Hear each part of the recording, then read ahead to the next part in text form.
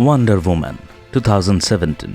दोस्तों आज हम 2017 में रिलीज हुई फिल्म वंडर वुमन को एक्सप्लेन करेंगे। ये फिल्म एक ऐसी फीमेल वॉरियर के ऊपर है जो दुनिया को बचाने के लिए अपने लोगों और किंगडम को भी छोड़ देती है। कहानी शुरू होती है फिल्म की मेन कैरेक्टर प्रिंसेस डायना से, जो एक तस्वीर को देखकर अपने बचपन की यादों में खो जाती हैं। जिसके बाद अगले सीन में थेमिसिरा आइलैंड दिखाया जाता है, जो पूरी दुनिया से दूर समुद्र के एक किनारे पर बसा है। इस आइलैंड में केवल फीमेल फाइटर्स ही रहती हैं, जो तीरंदाजी, तलवारबाजी और घुड़सवारी जैसी सभी कलाओं में माहिर हैं। प्रिंसेस डायना भी अपने आइलैंड की हर एक महिला की तरह योद्धा बनना चाहती हैं, जिसके लिए वो अपनी माँ क्वीन हिप्पोलिटा से बचकर चोरी छिपे बाकी योद्धाओं को देखने आती हैं और उन्हें कॉपी करने की कोशिश करती हैं। लेकिन क्वीन हिप्पोलिटा डायना को पकड़ लेती है और अपने साथ घर ले जाने लगती हैं। तभी क्वीन हिप्पोलिटा की बहन और सभी फीमेल फाइटर्स की जनरल एंटियोप क्वीन हिप्पोलिटा से कहती है कि वो डायना को ट्रेन करना चाहती हैं। लेकिन क्वीन हिप्पोलिटा इस बात से साफ इनकार कर देती हैं और डायना को लेकर घर चली जाती हैं। जिसके बाद रात को क्वीन हिप्पोलिटा डायना को अपने युद्ध के दिनों की एक कहानी सुनाती हैं। वो कहती हैं, इस धरती की शुरुआत में देवताओं के राजा ज्यूस ने दुनिया में केवल प्यार से रहने वाले अच्छे लोगों को बनाया था। सभी लोग देवताओं के साथ खुशी खुशी रहते थे, लेकिन ज्यूस के बेटे और युद्ध के देवता एरिस को लोगों का यूं मिलजुल कर रहना अच्छा नहीं लगा, जिस वजह से उसने लोगों के दिलों में नफरत, गुस्सा, स्वार्थ और जलन पैदा कर दी। जिसके बाद सभी लोग एक दूसरे की जान के प्यासे हो गए। धरती पर एक युद्ध छिड़ गया। ऐसे में बिगड़ते हालात को सुधारने के लिए ज्यूस ने अमेज़न्स यानी उन्हें बनाया, ताकि वो इंसानों के दिल को मोहब्बत से जीत सकें और शांति स्थापित हो सके। हालांकि कुछ समय के लिए ऐसा हुआ भी, लेकिन एरिस वापस लौट आया।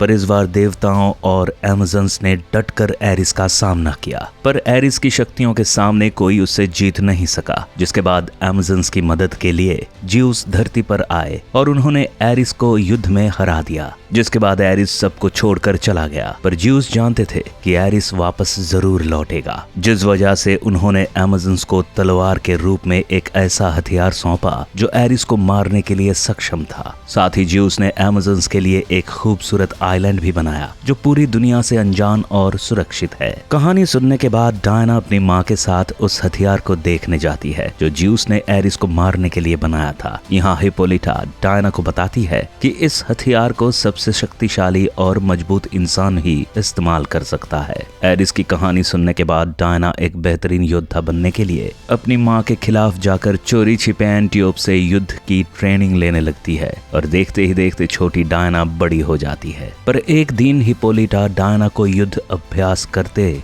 देख लेती है और काफी ज्यादा गुस्सा होती है। पर एंटियोप हिप्पोलिटा को समझाती है कि डायना अमेज़न्स की होने वाली रानी है और उसके लिए एक योद्धा बनना काफी जरूरी है, और अगर कभी एरिस लौट कर वापस आता है तो केवल डायना ही है जो उसे हराने की क्षमता रखती है। पर अगर डायना को युद्ध की ट्रेनिंग नहीं मिलती तो वो एरिस के सामने कमजोर पड़ जाएगी। ये सब सुनकर हिप्पोलिटा डिसीजन लेती है कि अब एंटियोप डायना को ट्रेन करेगी और इस दुनिया की सबसे शक्तिशाली फाइटर बनाएगी। इसके बाद कुछ साल आगे का समय दिखाया जाता है, जहां डायना एक महान योद्धा बन चुकी है। युद्ध की हर कला में वो परफेक्ट है, लेकिन उसके अंदर कई छिपी हुई शक्तियां भी हैं, जिनका एहसास डायना को पहली बार एंटियोप से लड़ते समय होता है। दरअसल ट्रेनिंग के दौरान जैसे ही एंटियोप डायना पर हमला करती है, डायना अपने दोनों हाथों से खुद को कवर कर लेती है और तभी डायना के हाथों से एक ऐसी एनर्जी निकलती है जो एंटियोप को दूर ले जाकर फेंक देती है। जिसके बाद डायना को कुछ समझ नहीं आता और वो समुद्र के किनारे आकर खड़ी हो जाती है। इसी दौरान डायना की नजर एक प्लेन क्रैश पर पड़ती है, जिसका पायलट प्लेन के क्रैश होने के कारण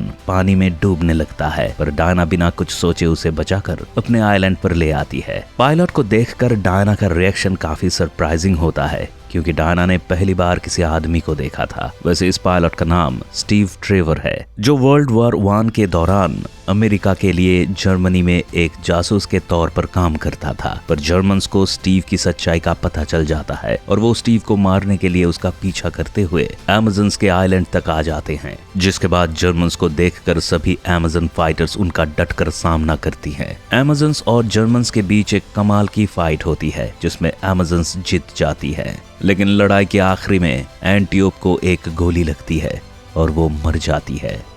हिप्पोलिटा अपनी बहन की मौत का जिम्मेदार स्टीव को मानती है और उसे जान से मारने आती है, लेकिन डायना स्टीव को बचा लेती है। डायना अपनी माँ को बताती है कि स्टीव ने उनकी रक्षा के लिए ही जर्मन से फाइट की, लेकिन फिर भी स्टीव को बंदी बनाकर उससे एक लाई डिटेक्टर के जरिए पूछताछ की जाती है, जहां स्टीव अपने बारे में सब सच सच बताता है। साथ ही वो कहता है कि जर्मन्स दुनिया के खिलाफ एक खतरनाक जहरीली गैस बना रहे हैं, जो अगर दुनिया में फैल गई तो पूरी दुनिया तबाह हो जाएगी। इस गैस को बनाने के लिए जर्मन्स अपनी चीफ केमिस्ट डॉक्टर इसाबेल मारू की मदद ले रहे हैं, जिसकी डायरी चुराने के चक्कर में जर्मन्स को स्टीव की सच्चाई का पता चल गया था। हालांकि डॉक्टर इसाबेल जर्मनी के आर्मी जनरल एरिक ल्यूडेनडॉर्फ के कहने पर खतरनाक गैस बना रही है। अपनी सारी कहानी सुनाने के बाद स्टीव कहता है कि दुनिया में युद्ध चल रहा है और उसे ये युद्ध को रोकने के लिए हर कीमत पर ब्रिटिश खुफिया विभाग को वो डायरी सौंपनी होगी जो उसने जर्मन से चुराई है, क्योंकि उस डायरी में बहुत सी पॉइजनस गैसेस के फॉर्मूलाज लिखे हैं। स्टीव की बात सुनकर डायना को लगता है कि जनरल एरिक ही एरिस है जो दुनिया को तबाह करने वापस आ गया है। डायना अपनी माँ से कहती है कि अमेज़न्स को दुनिया को बचाना होगा, पर हिप्पोलिटा डायना को इस सब से दूर रहने को कहती है। लेकिन डायना हिप्पोलिटा के अगेंस्ट जाकर स्टीव के साथ भागने का प्लान बना लेती है। आइलैंड से बाहर जाने से पहले वो ज्यूस का दिया हुआ हथियार भी चुरा लेता है, लेकिन हिप्पोलिटा डायना और स्टीव को भागते हुए पकड़ लेती है। हिप्पोलिटा को डर था कि अगर डायना एक बार बाहरी दुनिया में गई तो कभी वापस नहीं आ पाएगी। हिप्पोलिटा डायना को रोकती है, पर डायना अपनी माँ से कहती है कि दुनिया को बचाना उसका धर्म है और वो अपने धर्म का पालन जरूर करेगी। इसके बाद डायना स्टीव के साथ लंदन के लिए निकल जाती है। लंदन पहुंचकर डायना और स्टीव उच्च अधिकारियों के ऑफिस जाकर जर्मन कैंप से चुराई डायरी को ऑफिसर्स के हवाले कर देते हैं, लेकिन डायरी में लिखा हर एक बात ऑटोमन और सुमेरियन भाषा में थी, जिस वजह से ऑफिसर्स डायरी को नहीं पढ़ पाते। लेकिन तभी डायना सभी ऑफिसर्स से कहती है कि वो इन भाषाओं को पढ़ सकती है। उसे एक नहीं बल्कि हजारों भाषाएं आती है। जिसके बाद डायना डायरी से पढ़ती है कि जिस गैस को जर्मन्स बना रहे हैं उससे वो सभी ब्रिटिश सोल्जर्स को खत्म करने वाले हैं। ये बात जानकर सभी ऑफिसर्स जर्मन गवर्नमेंट से समझौता करने का फैसला लेते हैं, लेकिन स्टीव सभी ऑफिसर से कहता है कि समझौते से बेहतर होगा कि वो जर्मन्स के उन सभी अड्डों को बर्बाद कर दें जहां ये जहरीली गैस बनाई जा रही है। मगर स्टीव के सीनियर ऑफिसर्स को स्टीव का ये आइडिया कुछ खास पसंद नहीं आता, जिस वजह से वो स्टीव को ऐसा कुछ न करने को कहते हैं। जर्मन से समझौते की बात से डायना को काफी गुस्सा आता है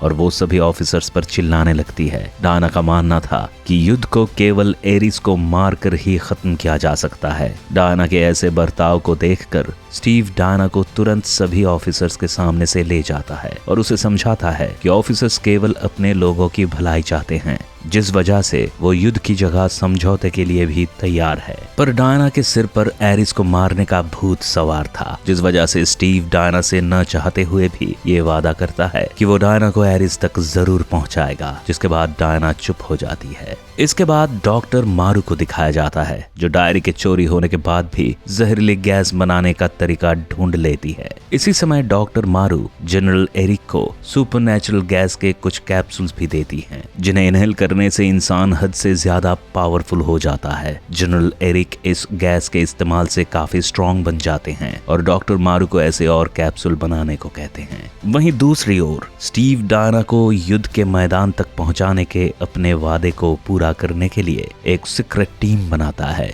इस टीम में Moroccan spy Samir, Scottish marksman Charlie और native American smuggler chief Nappy शामिल होते हैं। इन सब का मोटिव पॉइजनस गैस को रिलीज होने से रोकना था और डायना को बेल्जियम फ्रंट तक पहुंचाना था। बेल्जियम फ्रंट जाते समय डायना काफी सारे घायल सैनिकों और रोते गिड़गिड़ाते बच्चों को देखकर दुखी हो जाती है। वो सबकी मदद करना चाहती थी, लेकिन स्टीव डायना को कहता है कि उन्हें जल्दी से जल्दी बेल्जियम फ्रंट पहुंचना होगा। तभी थोड़ा आगे जाकर डायना और स्टीव एक ऐसी जगह पहुंचते हैं जहां जर्मन और ब्रिटिश आर्मी के बीच भयानक लड़ाई चल रही थी। डायना को यहां एक औरत मिलती जो बताती है कि जर्मन्स ने उनका सब कुछ छीन लिया और कई लोगों को पास के ही गांव में बंदी बना लिया। डायना उस औरत की बात से इतना दुखी हो जाती है कि अकेली ही जर्मन से लड़ने के लिए मैदान में उतर जाती है। डायना को आगे बढ़ता देख जर्मन आर्मी अपने एक से बढ़कर एक हथियार को इस्तेमाल करती है, लेकिन डायना पर किसी भी गोली और बम का कोई असर नहीं होता। वो अपने वंडर वुमन के अवतार में सभी जर्मन्स को करारी मात देती हुई आगे बढ़ती जाती है। डायना के इस डेयरिंग अंदाज को देखकर ब्रिटिश आर्मी भी मैदान में उतर जाती है और डायना की मदद से जर्मन के सभी सोल्जर्स को हरा देती है और उन सभी लोगों को जर्मन्स की कैद से छुड़ा लेती है जिन्हें जर्मन्स ने पास के ही गांव में कैद किया हुआ था। जीत के इस माहौल में वहां मौजूद एक फोटोग्राफर डायना और उसकी टीम की एक फोटो लेता है। ये वही फोटो है जिसे देखकर फिल्म की शुरुआत में डायना अपने पुराने दिनों को याद करने लगती है। फोटो क्लिक करवाने के बाद गांव के सभी लोग शाम को एक पार्टी रखते हैं जहां डायना और स्टीव साथ में डांस करते हैं। अगले दिन स्टीव को पता चलता है कि पास में ही जर्मन हाई कमांड की एक पार्टी चल रही है जिसमें डॉक्टर मारू और जनरल एरिक भी आने वाले हैं। स्टीव इस पार्टी में अकेले एक जर्मन का भेष बनाकर एंट्री लेता है जिससे वो डॉक्टर मारू से उनके गैस स्टोरेज ठिकानों का पता लगाकर दुनिया को बचा सके। वहीं डायना भी एक जर्मन वुमन की तरह ड्रेसअप होकर पार्टी में जाती है जिससे वो जनरल एरिक को जान से मार सके। पार्टी में डायना का सामना जनरल एरिक से होता है और वो जनरल को मारने ही वाली होती है कि स्टीव बीच में आकर डायना को रोक लेता है। इसी दौरान जर्मन्स ब्रिटिश आर्मी और पास के गांव पर गैस के गोले छोड़ते हैं जिन्हें देखकर डायना तुरंत लोगों को बचाने के लिए निकल जाती है, पर जब तक डायना पहुंचती है तब तक गैस अटैक से वहां पर सभी लोग मर चुके होते हैं। डायना को मरे हुए लोगों को देखकर काफी दुख होता है और वो स्टीव को जनरल एरिक को न मारने देने के लिए भला बुरा कहती है। इस घटना के बाद डायना स्टीव की एक बात नहीं सुनती और जर्मन कैंप्स के लिए रवाना हो जाती है, जहां पहुंचकर डायना सबको मारती हुई जनरल एरिक के पास पहुंच जाती है। जनरल एरिक डायना को देखकर उस पर गोली चलाता है, लेकिन डायना उस गोली को उल्टा जनरल एरिक पर ही पलट देती है। डायना की सुपर पावर्स को देखकर जनरल एरिक उसी पावरफुल कैप्सूल को इनहेल करता है जो उसे डॉक्टर मारू ने दिया था। कैप्सूल इनहेल करने के बाद जनरल एरिक डायना से बराबर की फाइट करता है,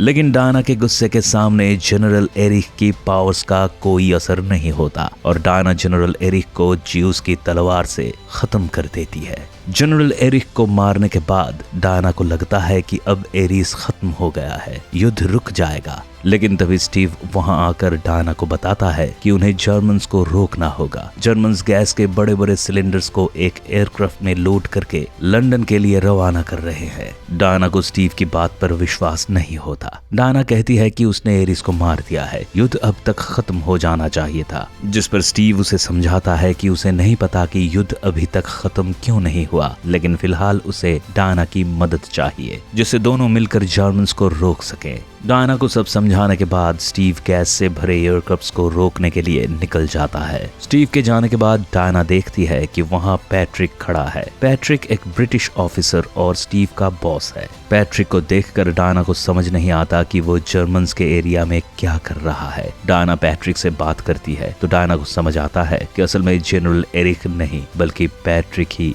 एरिस है, जिसके बाद डायना बिना समय गवाए एरिस पर ज्यूस की तलवार से वार करती है, लेकिन एरिस उस तलवार को राख कर देता है। ये देखकर डायना समझ नहीं पाती कि एरिस को मारने के लिए बनाई गई तलवार ऐसे खत्म कैसे हो सकती है। तब एरिस इस बात से पर्दा उठाता है कि ज्यूस ने एरिस को मारने के लिए जो हथियार बनाया था वो कोई तलवार नहीं बल्कि खुद डायना है। ये बात जानकर डायना हैरान रह जाती है और एरिस से पूछती है कि आखिर वो दुनिया को क्यों तबाह कर रहा है, जिस पर एरिस डायना को कहता है कि इंसान अच्छे नहीं है, ये लालची और मतलबी है। इन लोगों ने बॉम्ब और हथियारों से हमारी हरी भरी दुनिया को बर्बाद कर दिया। एरिस डायना से बात करते हुए उसके मन में इंसानों के खिलाफ जहर भरना चाहता था। वो डायना से कहता है कि एरिस और डायना को मिलकर इंसानों को खत्म कर देना चाहिए जिससे धरती दोबारा से बेहतर बन सके, लेकिन डायना एरिस की बातों में नहीं आती और दोनों के बीच कमाल की लड़ाई होती है। दोनों अपनी अपनी पूरी ताकत के साथ लड़ते हैं। डायना एरिस को हराने की पूरी कोशिश करती है, लेकिन एरिस डायना के सामने ज्यादा ताकतवर था। वो बार बार डायना को जमीन पर फेंक देता, लेकिन हजारों चोट खाने के बाद भी डायना हर बार अपने अगले वार के लिए खड़ी हो उठती। इसी लड़ाई के बीच स्टीव वहां आकर डायना को कहता है कि वो गैस से भरे एयरक्राफ्ट को लेकर आसमान में जा रहा है। आसमान की ऊंचाइयों में वो इस एयरक्राफ्ट को ध्वस्त कर देगा, जिससे सभी लोग बच जाएंगे। जाते समय स्टीव डायना से अपने प्यार का इजहार भी करता है। डायना स्टीव को रोकने की कोशिश करती है, लेकिन स्टीव नहीं रुकता। स्टीव के जाते ही डायना दोबारा से एरिस से लड़ने लगती है, लेकिन एरिस अब पैट्रिक के रूप को छोड़कर अपने असली रूप में आ जाता है और डायना को फुल फोर्स से अटैक करके जमीन में गिरा देता है। डायना अपने आप को काफी कमजोर महसूस करती है, लेकिन तभी वो देखती है कि स्टीव ने एयरक्राफ्ट को आसमान में ले जाकर खुद को उस एयरक्राफ्ट के साथ खत्म कर दिया है। ये देखकर डायना काफी तेज चिल्लाती है और बुरी तरह रोने लगती है। स्टीव की मौत से डायना अपने बेहद खतरनाक रूप में आ जाती है। डायना से ऐसी एनर्जीज निकलती हैं जो एरिस के साथ साथ आसपास के लोगों को तबाह करने लगती है, लेकिन डायना गुस्से में दोबारा से एरिस को मारने उठती है और एरिस डायना के गुस्से और दुख का फायदा उठाते हुए उसके सामने डॉक्टर मारू को ले आता है और डायना से डॉक्टर मारू को मारने के लिए कहता है। डायना भी गुस्से में डॉक्टर को मारने ही वाली होती है, लेकिन तभी वो स्टीव के साथ खुद को याद करती है,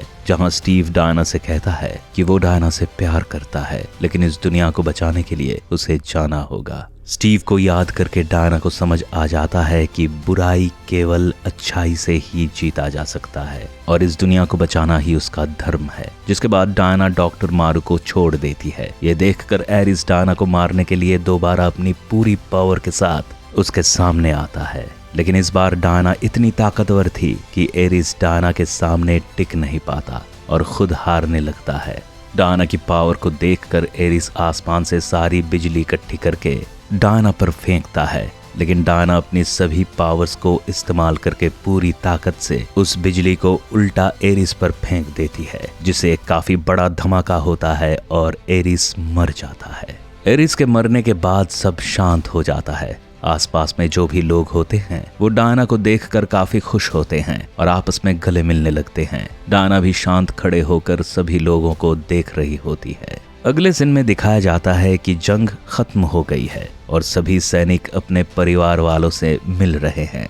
ब्रिटिशर्स और अमेरिकन्स खुशी मना रहे हैं। डायना जश्न मना रही भीड़ के बीच अपनी टीम से मिलती है जो स्टीव ने बनाई थी। वहीं पास में एक बोर्ड पर शहीद हुए सभी जवानों की फोटो लगी देखकर डायना उन फोटोज के पास जाती है और स्टीव की फोटो देखकर इमोशनल हो जाती है। इसके बाद कहानी प्रेजेंट डे में आती है, जहां डायना वंडर वुमन की कॉस्ट्यूम में दुनिया को बचाने निकल पड़ती है और इसी के साथ फिल्म का दी एंड हो जाता है। ऐसे ही मसालेदार मूवीज का मजा लेने के लिए आप हमारे साथ बने रहें और वीडियो पर लाइक, शेयर और कमेंट करना ना भूलें। साथ ही चैनल को सब्सक्राइब जरूर कर लें।